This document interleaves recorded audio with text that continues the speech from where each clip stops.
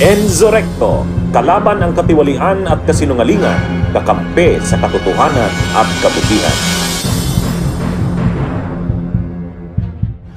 Ang minsan pa napatunayan natin, God works in mysterious ways. Kaya ako talaga, ang nakita natin dito, sila Duterte, panahon na nakaupo sila, panahon na nakaupo sila. Anong ginawa nila? Unang ginawa nila Duterte, dapat ang magsagawa ng operation, trusted natin. Yun yung ganun ang ginawa, no? Ganun yung ginawa nila. So paano nila masisigurado na walang magpatraidor sa kanila? Ang ginawang chief ng PNP ni Digong, si Bato, subok niya na sa Davao. Ang ginawa niyang PDEA chief, sila Pinya, subok niya na rin sa Davao. Ang ginawa niyang mga matataas na opisyal ng PNP, sila Vicente Danao, mga galing din sa Davao. Ang ginawa niyang NBI chief, si Dante Giran, dati ding regional director ng NBI sa Davao. Nakikita niyo na, lahat Davao. Lahat subok nila sa Davao. Kasi doon nila yan unang ginawa eh. Nung mayor si Duterte, hindi pa naman nila hindiin pa yan. Davao pa lang yan. Davao Death Squad yan eh. Davao Death Squad. Pero sino ang magagaling sa ganyan? Na kahit anong ipagawa mo, gagawin nila. Ang ginawa niyang DOJ Secretary, subok niya na rin. Dati ng abogado sa mga Davao Death Squad. Pinagtanggol ang mga pulis na nakasuhan doon. Si Vitaliano Aguirre. Kabrad niya sa San Beda. Yun. Kaya nakita nyo, yung kanyang mga in-involved sa mga operations na yan ng mga pagpatay, lahat trusted niya. Vicente Danao, Bato de la Rosa, Dante Giran, Isidro Lapinha, Vitaliano Aguirre, ang tagadala ng kanyang mga utos, ang tagabigay ng mga rewards, si Bongo. O yan Tapos bumuo siya ng national team. Yung national team para magsagawa ng mga pagpatay. Sino yon? Sila Ruyena Garma. Trusted na naman ni Duterte. Ruyena Garma. Yung grupo nila Leonardo. Yan yung tinatawag nating national machinery. Yan yung makinarya ng mga pagpatay na nagsagawa ng tinatawag na common plan.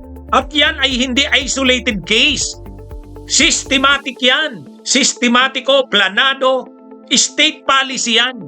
Kaya nga siya naging crimes against humanity kasi hindi naman isolated case ang lahat ng nangyari. Isang organisado, koordinado, sistematikong common plan. Lahat sila involved sa ganyan. Kaya yan naging crimes against humanity. Ngayon mga kabunyog, mga kababayan, para hindi sila mapanagot, anong ginawa nila? Lahat ng nagsagawa ng operation sa taas, tao nila, mga Davao Boys, lahat yan, subok na yan ni Duterte sa Davao. Tapos ang iniisip nila, paano? Member pala tayo ng ICC, baka makasuhan tayo dyan. Nag-withdraw sa ICC nung kalagitnaan ng drug war. Nag-withdraw sa ICC. Ang sabi nila Duterte, wala na. Hindi na tayo kaya ng ICC. Wala na yung jurisdiction sa atin. Yan din ang ginawa nila Panelo. Kasi Presidential Legal Counsel si Panelo. Yun yung advice. Akala nila, dahil umalis na tayo sa ICC, wala na. Wala na sa atin ang ICC. Ay ang problema, nakalagay doon sa Rome Statute eh. Nag-member tayo sa ICC, pumirma tayo sa Rome Statute, may nakalagay doon. Anong nakalagay doon? Yung mga krimen na nangyari sa panahong member pa tayo, may jurisdiction pa ang ICC doon. So hanggang kailan tayo member? March 2019. So lahat ng pagpatay nung panahong member tayo, kailan yon? 2011 to 2019. Yung mga pagpatay na yan sa war on drugs ni Duterte mulang Davao hanggang maging presidente, sakop yan ng ICC. May jurisdiction dyan. Yan. Doon sila nagkamali. Ang akala nila, dahil umalis na tayo sa ICC, wala nang jurisdiction. Hindi. Ngayon, ang inisip nila, dapat ang presidente sa 2022, hindi tayo isusurrender sa ICC. Di ba? Anong nangyari? Ang gusto ni Duterte makasiguro. Gusto niya makasiguro. Para talaga sigurado tayo, dapat ang presidente sa atin. So si Duterte, ang gusto niya si Sara. Si Sara ang magpresidente. Kahit ano pang mangyari, hindi siya isusurinder sa ICC. Si Sara. Paano kung may mangyari kay Sara? Paano kung may mangyari? Presidente siya. Dapat yung vice president atin pa rin. Sino yon? Si Bongo. Yan yung kanilang mga kabunyog. Yan yung kanilang plano. Ang presidente ay si Sara, ang vice-presidente si Bongo. Kasi ang sinasabi ni Duterte, dapat sigurado tayo. Ang problema, ayaw ni Sara kasi may away siya kasi Bongo. Nakumbinsi si Sarang mag-vice kay PBBM. Walang nagawa si Duterte. Nanalo ngayon yung Marcos Duterte. So tuwang-tuwa yung mga DDS. Tuwang-tuwa sila. Sabi nila, wala. Talagang tuloy-tuloy ang ng Duterte. Kasi ang Presidente Marcos, uniteam. Kaya lang, anong nangyari? Anong nangyari? Nag-away ang Marcos at Duterte. Dahil saan? Sobrang takaw ni Sara Duterte sa pundo eh. Sobrang takaw sa pundo. 11 days lang naubos yung 125 million. Binigyan na ni PBBM ng 125 million noong 2022 December. Naubos in 11 days. Tapos noong 2023, ang budget niya sa OBP, 2.3 billion. Mayroon pang confidential funds na 500 million sa OBP. May confidential funds pa na sa DepEd na 125 million. Ubos talaga. Matindi. Kaya sabi siguro nila PBBM, grabe. O ngayon, yung mga gusto pa ni Sara, hindi sinunod ni PBBM. Ano yung una? Maging DND chief siya. Bakit naman siya gagawing DND chief? Baka magkudita si Sara.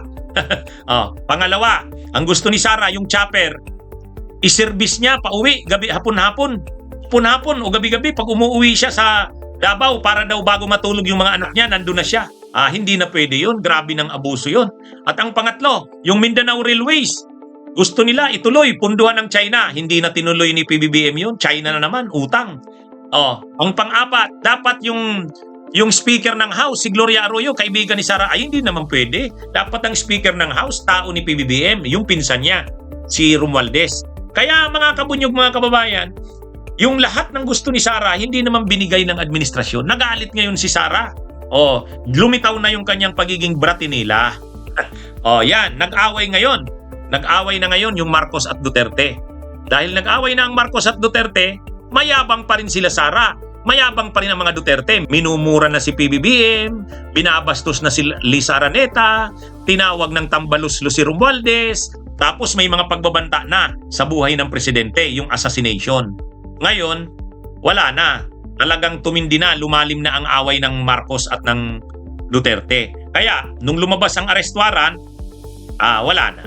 Sinurrender na ng gobyerno si Duterte sa Interpol hanggang sa madala sa ICC. Nabigla sila Duterte doon. Kahit si Dugong hindi makapaniwala doon. Hindi nila inaasahan yon.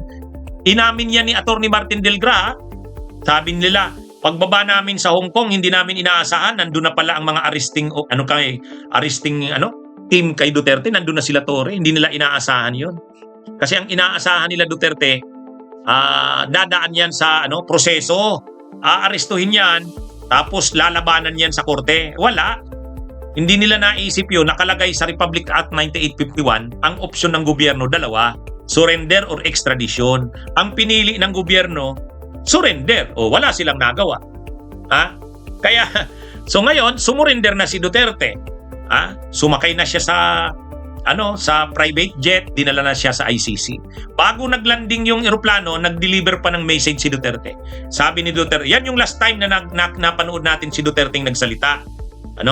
Bukod dun sa ICC mismo, yung voluntaring nagsalita siya sa eroplano. Sabi niya, maglalanding na kami sa The Hague. Maglalanding na kami. Mahabang laban ito, makukulong ako. Tanggap ko na kung ano itong nangyari sa akin. Kung ano man itong nangyari sa akin, ako na ang mananagot dito. Yan. Yan yung nangyari, mga kabunyog, mga kababayan. So, parang ang nangyari sa mga DDS, sa mga Duterte, sa mga supporters nila, hindi sila makapaniwala na mangyayari ang lahat ng ito. Ang hindi nila nauunawaan, crime does not pay. God works in mysterious ways. Di ba? Sinong mag-iisip na madadala si Duterte sa ICC? Wala. Kahit nga ako, hindi ko na rin maisip yun. Sabi ko, talo si Leni Robredo. Panalo ang Marcos at Duterte. Hindi talaga mapapanagot si Digong nito. Yung pala, may ibang plano ang Diyos. May ibang plano ang Diyos, mga kabunyog, mga kababayan.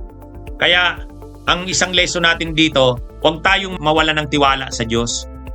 Akala natin noon, yung paglaban natin para sa hustisya, sa mga krimeng nagawa ni Duterte, yung mga pagpatay, sa war on drugs, akala natin hindi na mapapanagot yan. Sabi natin, Diyos ko, bakit naman hindi mo pinanalo si Leni Robredo? Bakit ang pinanalo mo, Marcos Duterte? Hindi man lang mapapanagot ang mga gumawa ng pangapagpatay. Grabe ang ginawa nila. Pero hindi May ibang plano pala ang Diyos. May ibang plano ang Diyos.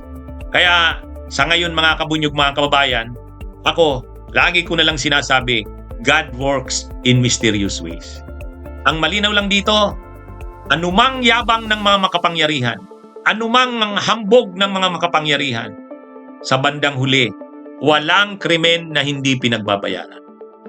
Medyo matagalan man ang hustisya, pero sa bandang huli, mangingibabaw ang hustisya. Yan yung malinaw dyan mga kabunyog, mga kababayan. God works in mysterious ways. Bunyog, bunyog, halikan na kasama ka. Bunyog, kapag buklod ay may pag-asa. Luzon, Visayas, Mindanao, isa ang pananaw. Sa bagong Pilipinas ang bunyog isisigaw. Bunyog.